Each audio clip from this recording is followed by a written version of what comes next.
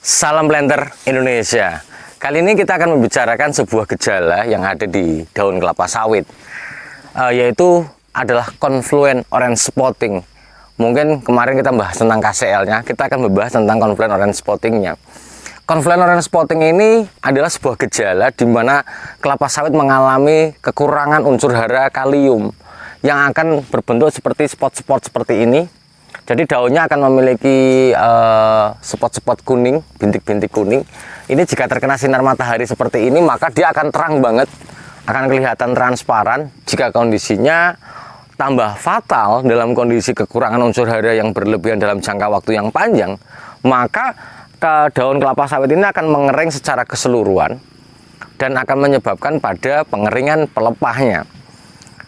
Pada hal ini adalah jelas bahwa ini adalah salah tanaman yang kekurangan unsur hara kalium, di mana kaliumnya ada kemungkinan tidak terserap maksimum, ada kemungkinan tidak diberikan, ataupun ada kemungkinan kurang dalam pemberiannya.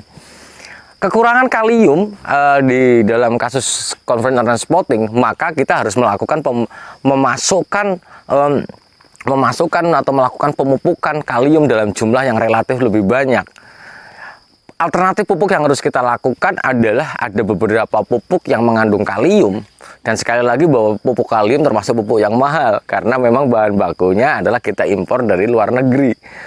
Pupuk yang pemupukan yang harus kita lakukan ke dalam kelapa sawit, misalnya yang pertama kita bisa menggunakan KCL atau kalium klorida, yang mana kandungan kalium kloridanya adalah sekitar 60-62% K2O.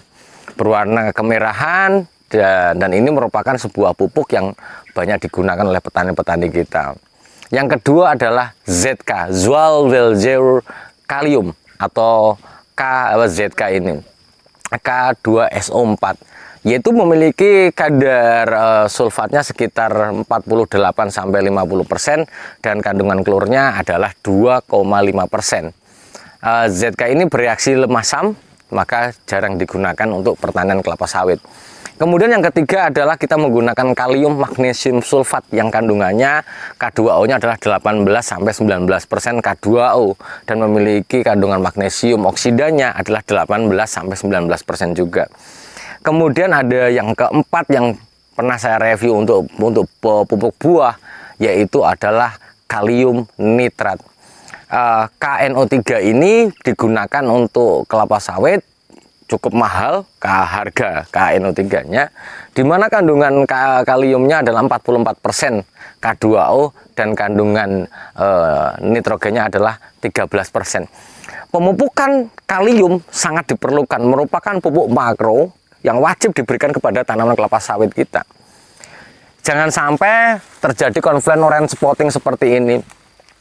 Apa yang terjadi ketika pemupukan sudah dilaksanakan tapi kondisinya sudah seperti ini, maka kalau kita lihat di sini transparan kayak gini, yang sudah terjadi confluent orange spotting ini, maka dia tidak bisa balik. Artinya bahwa ketika pemupukan sudah dilaksanakan, maka tetap yang kuning ya tetap kuning. Maka jangan berharap untuk berubah menjadi hijau pada kondisi yang sudah terjadi spot kuning ini. Perbaikan daun setelah dilakukan pemupukan kalium ini, maka yang terjadi perbaikannya adalah dimulai dari paling atas. Artinya bahwa jangan sampai pelepah baru nanti yang muncul akan mengalami kekurangan kalium juga. Kekurangan kalium confluent orange spotting ini dimulai dari pelepah yang paling bawah, karena terjadi akumulasi unsur hara kalium yang mobile berada di pada pelepah yang paling bawah, sehingga kekurangan kalium akan terjadi awalnya pada pelepah yang paling tua, yang paling bawah. Mungkin itu saja dulu yang dapat saya sampaikan. Kalium sangat penting bagi perkebunan kelapa sawit karena mensokong untuk produksi bunga dan buah pada tanaman kelapa sawit ini.